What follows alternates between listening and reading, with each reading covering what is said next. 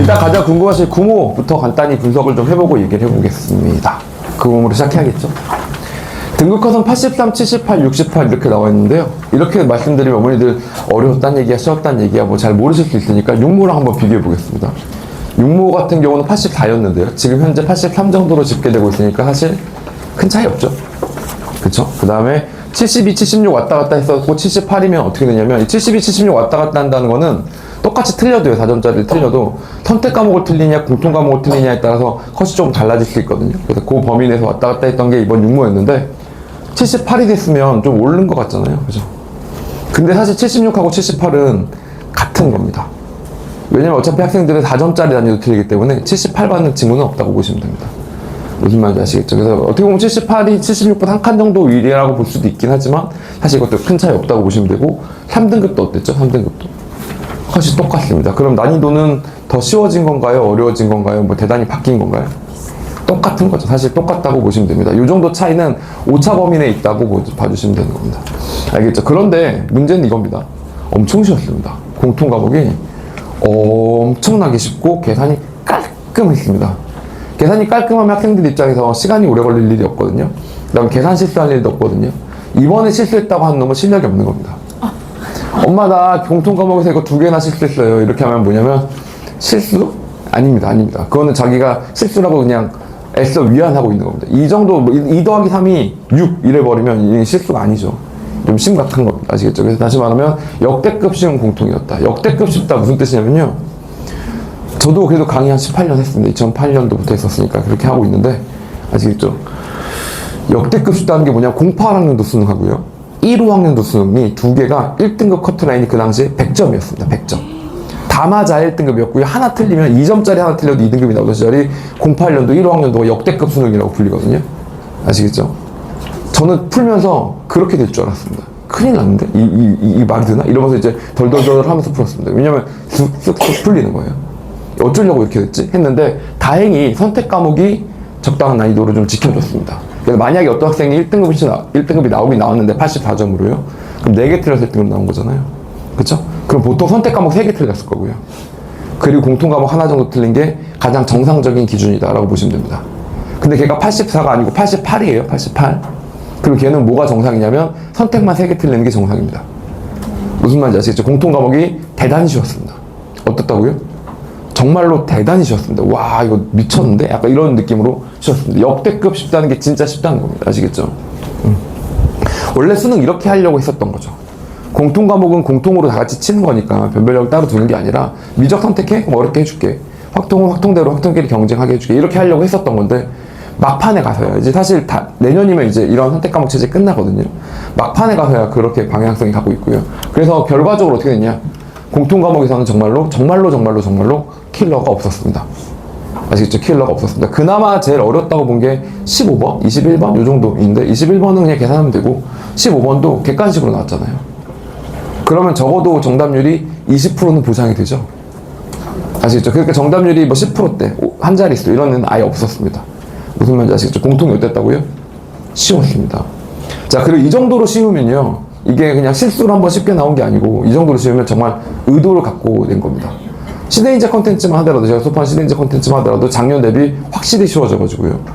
아시겠죠? 학생들 입장에서 공부하면 점수가 바로바로 오르는 그런 효과가 있어서 좀 좋았는데 그리고 실제로 시험도 6모에 이어서 9모도 여전히 쉽게 출제가 되고 있었거든요. 확실히 쉽게 출제가 되고 있기 때문에 이 정도는 기조라고 보시면 됩니다. 수능도 쉬울 겁니다. 이래놓고 수능에서 역대급으로 뒤통수를 빡 이럴 수도 있지 않습니까? 그럴 수도 있겠죠. 뭐 5% 미만의 확률로 그럴 수도 있는데 그 5% 미만이 일어나면 어쩔 수 없는 거죠. 알겠죠? 95% 이상의 확률로 쉽게 나올 거라고 생각하는 게 맞습니다. 그래야 오히려 더 유리한 공부를 할 수 있을 겁니다. 어려운 문제 푸는 거는 지금 별로라고 생각합니다. 아시겠죠? 공통 과목만요. 아시겠죠? 다시요. 나눠볼게요. 시험이 쉽게 나오면 잘하는 친구한테 유리한가요? 못하는 친구한테 유리한가요? 못하는 친구한테 유리하죠. 잘하는 친구는 쉬운 걸 싫어합니다. 왜냐면 일단 나도 다 맞는데 쟤도 다 맞는 거예요. 나만 다 맞아야 되는데 쟤도 다 맞네? 이렇게 되니까 싫고요. 두 번째로 까딱하고 계산식 하나면 어떻게 되죠? 그러면 역전당하기 시작하죠. 맞죠? 그리고 실수 하나 해도 안전장치가 없잖아요. 되게 어려운 수능 같은 경우 되게 좋은 게 뭐냐면 하나 틀려도요. 어차피 100%가 뜹니다. 아시겠죠? 근데 그런 수능이 아니라는 거죠. 무슨 말인지 아시겠죠? 자, 그래서 이제 난입니다. 공통은 어떻다고요? 엄청 쉽고요. 선택은 그래도 정상화가 되었다라고 보시면 됩니다. 자, 그러면 2등급 이하다. 자, 2등급 이하는 어머니, 2등급 이하는요, 잘 보세요. 2등급 이하는 저는 못하는 학생으로 분류를 한 건데, 발끈하신 어머니들이 계실까봐 좀 말씀을 드리는 겁니다. 못하진 않아, 우리 애가. 육모에도 1등급이 떴었다고. 근데 구모만 2등급이 나온 거야. 라고 생각하시면 안 되는 게, 보세요. 구모 2등급이 나왔다는 건 무슨 뜻이죠?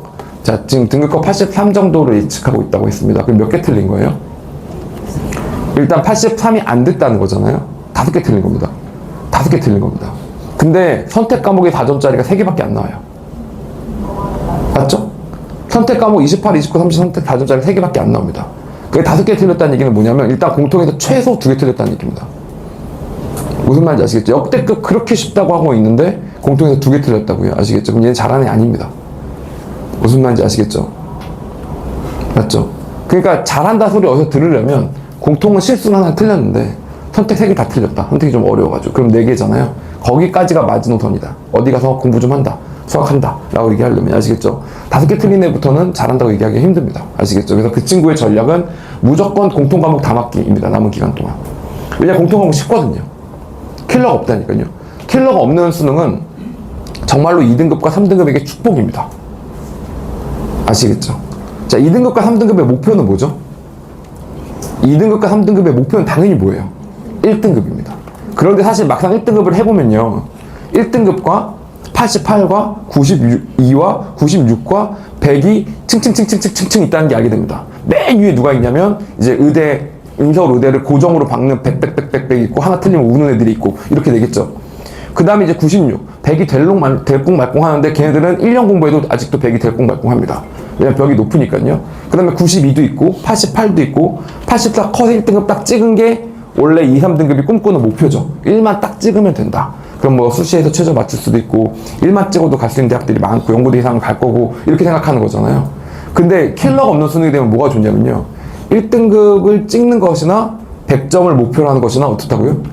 같은 수준에서 문제가 출제된다고 보시면 됩니다. 그러니까 88, 92, 96, 100이 열받는 겁니다. 나는 이게 아닌데 이렇게 되는 거고 하나 틀리면 쟤랑 동급이라고 내가 이렇게 되는 거죠. 그래서 다시 말하면 2등급 이하다. 지금 얘 못한다. 면 뭐부터 많이 하는 게 맞다고요? 무조건 공통만 하면 됩니다. 공통만요. 살짝 한번 물어보세요. 너 뭐뭐 틀렸니? 몇 개 틀렸니? 몇 점이니? 몇 등급이니? 이렇게 물어보지 마시고요. 공통 몇 개쯤 틀렸어? 이렇게 물어보시면 됩니다. 아시겠죠? 공통은 몇 개쯤 틀렸어. 그래서 엄마는 뭐 3개? 2개? 기억 잘 안 나. 뭐 이렇게 얘기할 텐데 하여튼 보통 기억이 안 나거든요, 학생들은. 의도적으로 선택적 삭제를 좀 하거든요. 그런데 이제 살짝 물어보셔가지고 2개 이상이다. 그럼 걔는 무조건 뭐 하면 된다고요? 공통만 하면 됩니다. 근데 공부 가르치기는 되게 좋습니다. 사실 좀 이따가도 말씀드리겠지만 구모가 끝난 학생들은 제 체감 한 60% 이상은 어느 정도 자기의 성적을 받아들입니다. 육모랑 구모로 쳐봤거든요. 제가 예를 들어 드릴게요. 육모에 3등급이 나왔어요. 그럼 걔는 어떤 생각을 하냐면요. 구모에 2를 찍어야겠다. 하나 올려서. 그 다음에 수능엔 1을 찍어야겠다. 라고 시나리오를 짜고 이제 여름에 공부를 합니다. 근데 구모에 2가 안 되고 다시 3이 되잖아요. 보통 그게 정배죠. 왜냐면 육모에 3 나온 애는 왜 3 나왔겠어요? 3일 이유가 있는 겁니다. 3이니까 3이 나온 거예요. 그죠? 그럼 구모에도 3이 나오겠죠. 그럼 걔는 어떻게 생각하냐면 아, 올해는 텄구나 이렇게 생각합니다. 웃으시는 게 아니라 어머니들도 그렇게 생각하지 않으세요?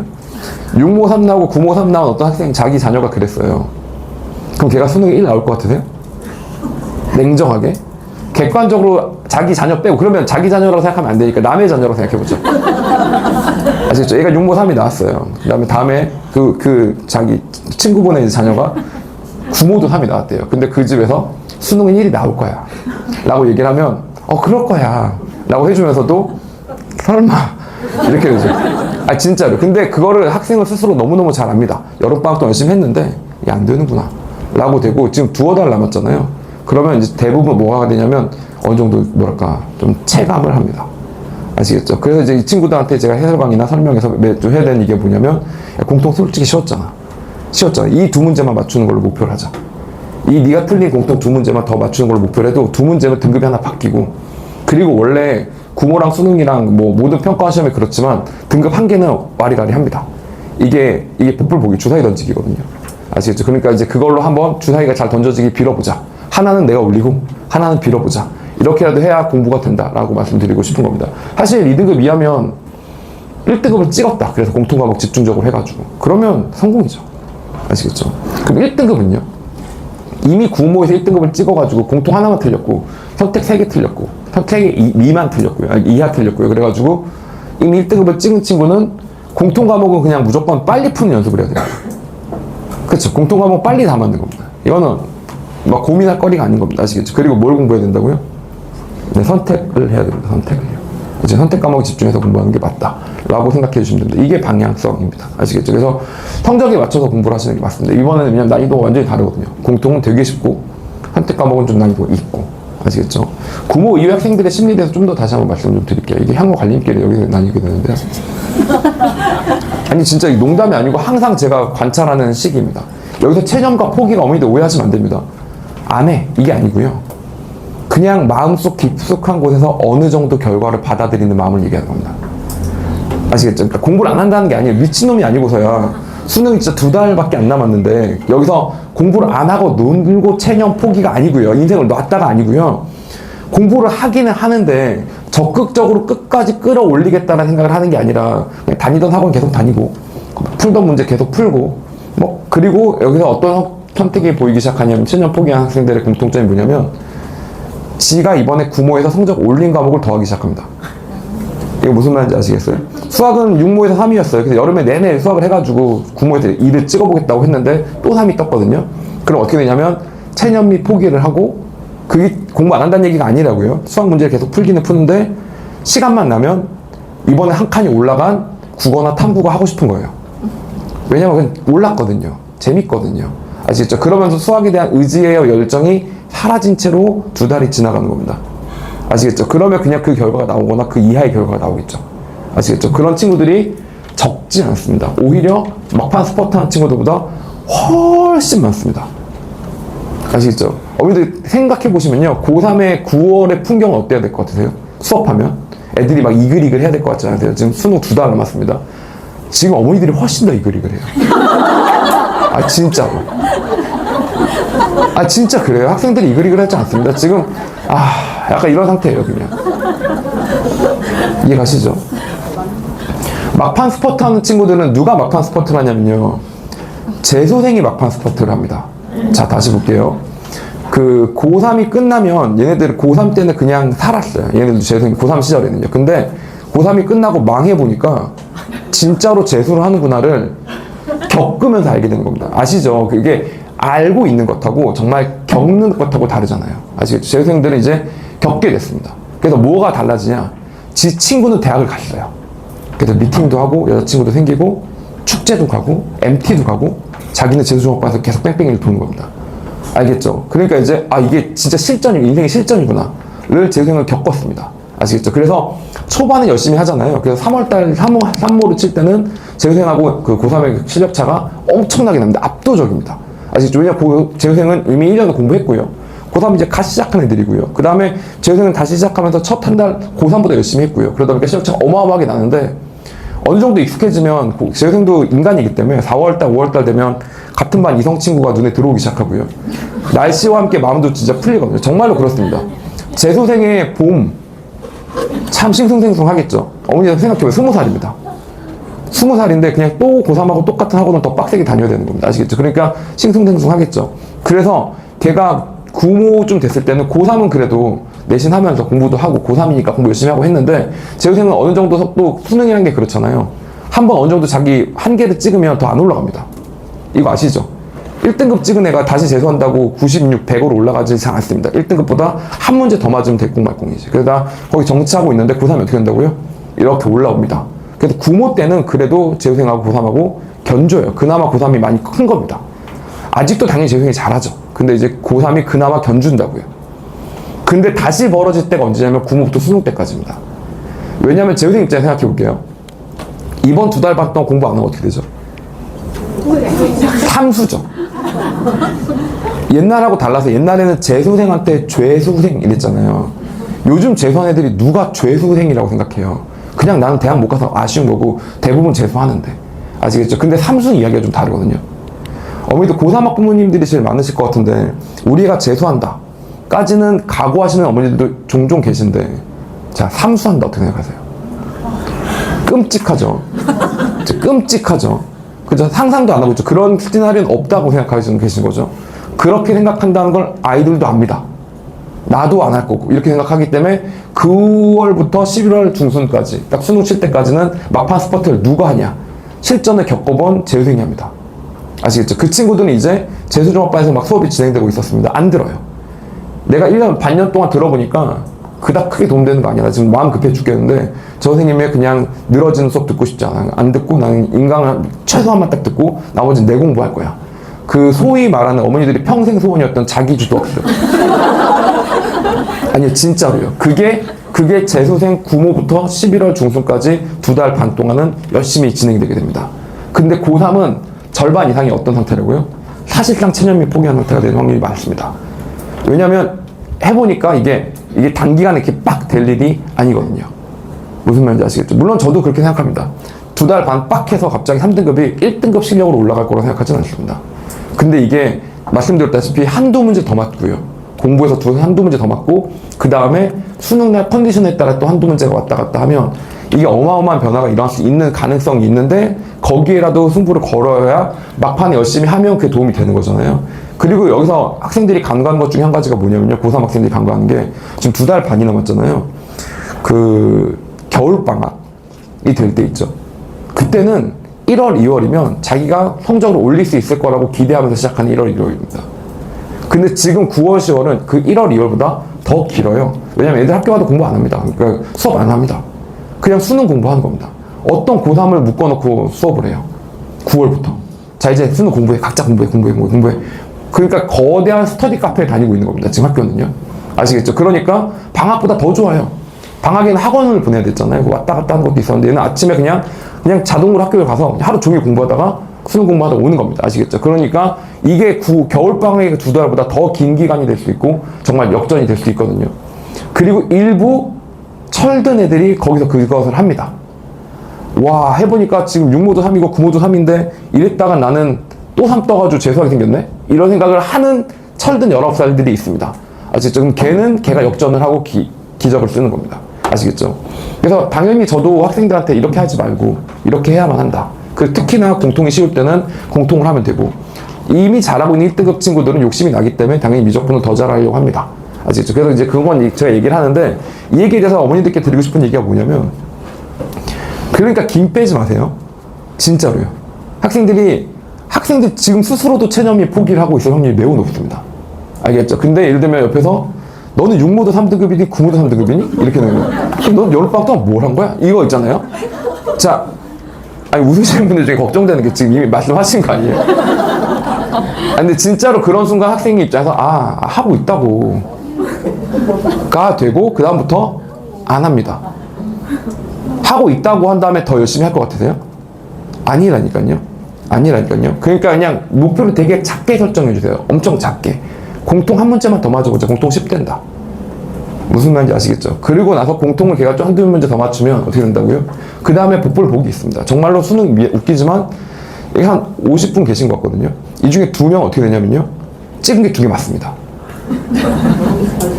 무슨 말인지 아시겠죠? 그리고 이 중에 한 10분은 어떻게 된다고요? 찍은 거 하나가 맞습니다. 아시겠죠? 그러면 이제 또 4점이 올라가는 겁니다.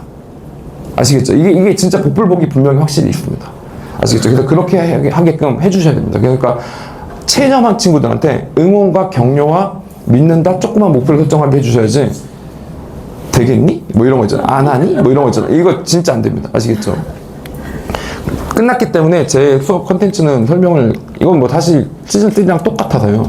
똑같이 서바이벌 모의사로 진행될 거고 미니 모의사가 진행됩니다. 미니 모의사는 아까 말씀드린 빠른 풀이를 위한 거고 이거 전체 모의사로 진행되는 거고 킬러 분석서 내용은 공통은 빼고요. 선택 과목만 진행하고 있습니다. 왜냐면 공통 과목은 이제 킬러가 안 나오기 때문에 이 수업은 안 할 겁니다. 아시겠죠? 그렇게 될 거고 그 다음에 노란색은 시대인재 컨텐츠고요. 흰색은 제 컨텐츠입니다. 마지막으로 정규반 안내 드리면서 말씀 마무리 짓도록 하겠습니다. 일요일 아침에 공통이랑 미적 진행하고 있고요. 네, 그 다음에 같은 수업이 백마에서도 확통도 있고 공통 미적도 똑같이 이렇게 있다라고 보시면 됩니다. 똑같은 수업입니다. 이 수업하고 이 수업은 완벽하게 똑같은 수업입니다. 그리고 일요일 오후에는 논술도 진행하고 있고요. 그러다 보니까 마지막에 특강으로 당장 이번 주 일요일부터 연세대 논술, 그 다음에 시립대 논술도 진행하고 있습니다. 아시겠죠? 그래서 이런 점도 참고해 주시고, 나중에 추석 특강에는 홍익대 파이널이랑, 그 다음에 이것도 하나 기억해 주시면 수능 사전 빈출령이 있을 건데, 추석 특강은 차차 다시 한번 정리해서 말씀드리도록 하겠습니다. 여기까지 하겠습니다. 감사합니다. 나중에 뵙겠습니다.